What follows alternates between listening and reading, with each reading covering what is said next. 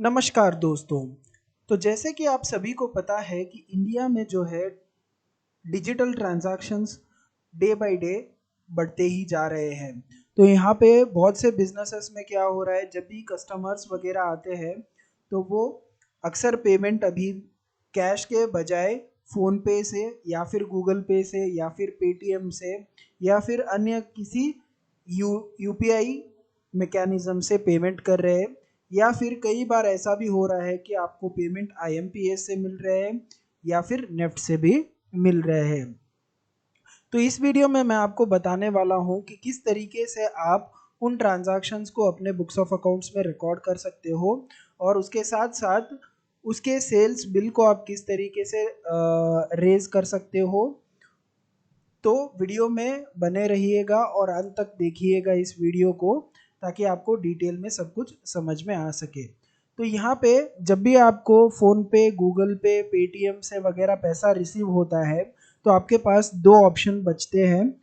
आपके पास सबसे पहला और बेटर ऑप्शन यही बचता है कि आप उस कस्टमर का नाम और एड्रेस वगैरह डिटेल ले लो और उनके नाम से एक लेडजर क्रिएट कर दो और उस लेडजर के नाम से आप जो अमाउंट आया है उसको आप रिसीट ले लो।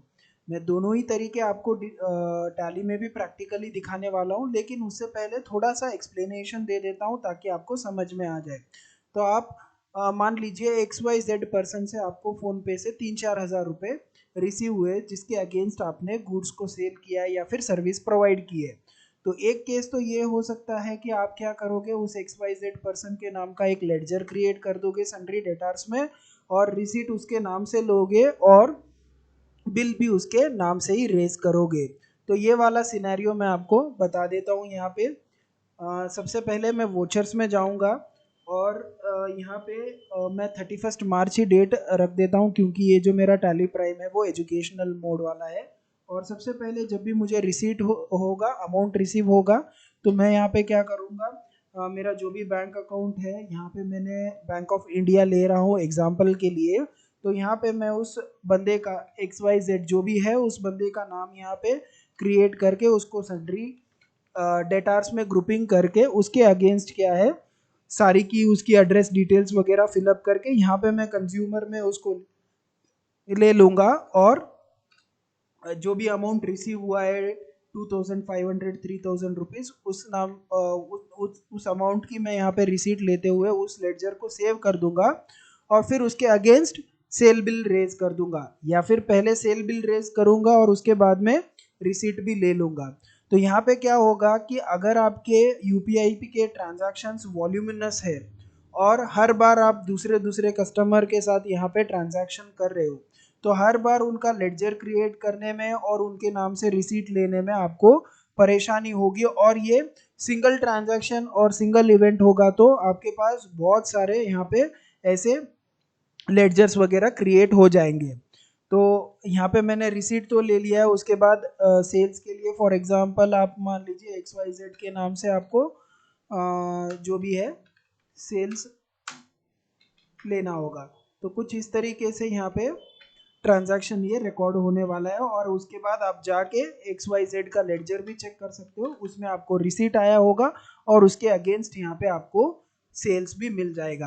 ये तो एक रेगुलर तरीका है, चाहे वो अमाउंट आपको फोन पे से, गूगल पे से या किसी भी अन्य तरीके से आया हो कैश के अलावा। यहाँ पे आप नरेशन में लिख सकते हो फोन पे या फिर गूगल पे या फिर पेटीएम से किस तरीके से आपको अमाउंट आया है वो डिटेल आप यहाँ पे दे सकते हो। एक तो ये तरीका हो गया ट्रांजैक्शंस को रिकॉर्ड करने के लिए। लेकिन हम लोग क्या करते हैं, अपने क्लाइंट्स को एक और तरीका सजेस्ट करते हैं, जिससे कि क्या होगे, जितने भी इनके ये जो छोटे छोटे अमाउंट के यूपीआई ट्रांजैक्शंस के जो सेल्स है वो सारे के सारे वो लोग एक ही लेडजर में डंप करेंगे। उसके लिए हम लोग लेडजर बनाएंगे, तो उसका नाम हम लोग दे देंगे क्रिएट में जाता हूँ मैं सबसे पहले, तो लेडजर क्रिएट लेडजर। यहाँ पे आपको क्या कर देना है, sales digital transactions, digital transactions ऐसे आप नाम दे सकते हो, या फिर सेल्स डिजिटल पेमेंट्स आप नाम दे सकते हो, क्योंकि ये सारे के सारे आपको जो भी मोड से पैसे आने वाले हैं वो सारे के सारे डिजिटल मोड से आने वाले हैं। तो आपको क्या करना है, इसको अनरजिस्टर्ड में भी डाल सकते हो या फिर कंज्यूमर में भी डाल सकते हो, कोई दिक्कत नहीं होने वाली है। तो इस तरीके का आपको एक लेडजर क्रिएट कर लेना है। और जब भी आप सेल्स वगैरह आपको सेल्स वगैरह करो और आपको फोन पे, गूगल पे या फिर पेटीएम से वगैरह अमाउंट आए, तो आपको उसी नाम से रिसीट लेना है। जैसे कि मैं आपको एग्जांपल के लिए बता रहा हूँ, बैंक ऑफ इंडिया, क्योंकि बैंक ऑफ इंडिया के अकाउंट में पैसा आया है फॉर एग्जांपल के लिए, और यहाँ पे आया है अमाउंट फोन पे से, मान लेते हैं 3000। तो मैं यहाँ पे उस पार्टी का नाम से लेडजर नहीं क्रिएट करूंगा, इस सेल्स डिजिटल पेमेंट्स के लेडजर में मैं उस अमाउंट को रिसीट ले लूंगा और यहाँ पे नीचे नरेशन में लिख दूंगा फोन पे। ठीक है। उसके बाद इसका जो सेल बिल है वो भी मैं सिमिलर वे में रेज करूंगा। आपको सेल्स के ट्रांजैक्शंस में आ जाना है। सबसे पहले आपको F12 प्रेस करके यहाँ पे जो प्रोवाइड बायर डिटेल्स है, अगर ये आपके सिस्टम में नो है तो आपको इसको यस में चेंज करना होगा और यहाँ पे आपको सेल्स डिजिटल पेमेंट लेना होगा। उसके बाद आप चाहो तो यहाँ पे सप्लीमेंट्री डिटेल्स वगैरह डाल सकते हो, नहीं तो आपको सिर्फ एंटर एंटर प्रेस करते हुए इस पार्टी डिटेल्स तक आ जाना है। उसके बाद आप यहाँ पे उस पार्टी का नाम डाल सकते हो। ऊपर बायर बिल टू में तो सेल्स डिजिटल पेमेंट्स ही रहेगा। नीचे आप मेलिंग नेम में आपको XYZ जिस भी पर्सन से अमाउंट आया उसका नाम आप यहाँ पे लिख सकते हो, उसका जो भी एड्रेस है वो यहाँ पे मेंशन कर सकते हो और आप इस डिटेल को सेव कर सकते हो। और यहाँ पे जो भी आपका सेल्स वगैरह हुआ है उसका अमाउंट यहाँ पे डाल के आप इसको सेव कर सकते हो। अभी क्या होगा, जैसे ही आप इसको प्रिंट दोगे, हम लोग प्रिंट देके भी इसको प्रीव्यू में चेक कर लेते हैं। कॉन्फ़िगरेशन में आपको जाना है और यहाँ पे आपको प्रिंट बायर डिटेल्स, अगर ये बाय डिफ़ॉल्ट नो है तो आपको यहाँ पे चेंज करना होगा। यहाँ पे ये जो ऑप्शन है show name and address from party master, इसको नो करना है।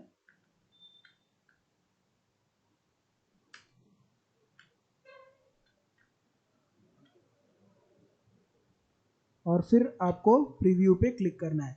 तो जैसे ही आप प्रीव्यू पे क्लिक करोगे आप यहाँ पे देख सकते हो XYZ के नाम से ये बिल बन गया है। तो आपको GST का जो कंप्लायंस है उसमें भी दिक्कत नहीं आएगी, क्योंकि GST के लॉ के हिसाब से तो आपको क्या है, पार्टी का नाम, एड्रेस वगैरह सब लेना ही होता है। तो वो भी डिटेल्स आपकी यहाँ पे आ जाएगी और आपको हर बार डिफरेंट डिफरेंट लेडजर यहाँ पे क्रिएट करने की ज़रूरत नहीं पड़ेगी। कुछ चीज़ों का आपको ध्यान रखना है, जैसे कि मैंने आपको कहा, सबसे पहले अगर आप टैली प्राइम यूज़ कर रहे हो तो F12 प्रेस करना है, और इवन अगर आप टैली ERP9 यूज़ कर रहे हो तो भी आपको F12 प्रेस करना है। यहाँ पे प्रोवाइड बायर डिटेल्स अगर बाई डिफ़ॉल्ट ये नो है तो इसको आपको यस कर लेना है। और आप जब भी यहाँ पे डिस्पैच डिटेल्स वगैरह आप जो भी डालोगे वो तो रेगुलरली डालोगे ही। बायर डिटेल्स में क्या है, जो लेडजर रहेगा वो सेल्स डिजिटल पेमेंट्स ही रहेगा, लेकिन मेलिंग नेम और एड्रेस में आपको उस पार्टी का नेम और एड्रेस डाल देना है। उसके बाद जब भी आप प्रिंट दोगे आपको पहले तो Alt P प्रिंट पे क्लिक करना है और यहाँ पे कॉन्फ़िगरेशन में आपको कंफर्म कर लेना है कि जो मैंने एक ऑप्शन दिखाया था आपको, show name and address from party master, अगर ये यस है तो आपको इसको नो कर लेना है। और अगर आप टैली ERP9 यूज़ कर रहे हो तो सिमिलर वे में आप Alt P प्रेस करने के बाद में आपको F12 पे प्रेस करना है। वहाँ जाके आपको ये सारे ऑप्शंस मिलेंगे, वहाँ पे आपको सेटिंग करनी होगी और फाइनली इसको सेव करने के बाद जब भी आप प्रीव्यू करके इसको देखोगे तो आपको यहाँ पे सेल्स डिजिटल ट्रांजैक्शन लिखा हुआ नहीं आएगा, बल्कि पार्टी का नेम और उसका एड्रेस वगैरह आ जाएगा। तो इस तरीके से आप इजीली डिजिटल ट्रांजैक्शंस के आपके जो भी एंट्रीज है वो कर सकते हो। और इससे क्या होगा, आपके जितने भी डिजिटल ट्रांजैक्शंस के ट्रांजैक्शंस है वो सारे के सारे आपके एक ही लेडजर में रिफ्लेक्ट होंगे। जैसे कि मैं आपको बता रहा हूँ सेल्स डिजिटल पेमेंट्स में, तो आपको इजीली ट्रैक में भी मिल जाएगा कि आपका कितना सेल्स हुआ है डिजिटल पेमेंट्स के मोड के थ्रू। तो इस वीडियो में बस इतना ही दोस्तों। अगर आपको ये वीडियो पसंद आया हो तो वीडियो को लाइक कीजिएगा। अगर आपके कुछ भी डाउट्स वगैरह हो या फिर सुझाव वगैरह हो तो आप नीचे कमेंट करके ज़रूर लिखिएगा। और अगर आपको इससे कोई और बेटर वे लगता है ट्रांजैक्शंस रिकॉर्ड करने का, तो भी आप नीचे कमेंट बॉक्स में ज़रूर लिखिएगा। अगर आपको ये वीडियो पसंद आता है तो आप अपने फ्रेंड्स के साथ शेयर कीजिए इस वीडियो को, जिनको भी दिक्कत आ रही है इन तरीके के ट्रांजैक्शंस को रिकॉर्ड करने में। फिलहाल इस वीडियो में इतना ही दोस्तों। Thank you for watching.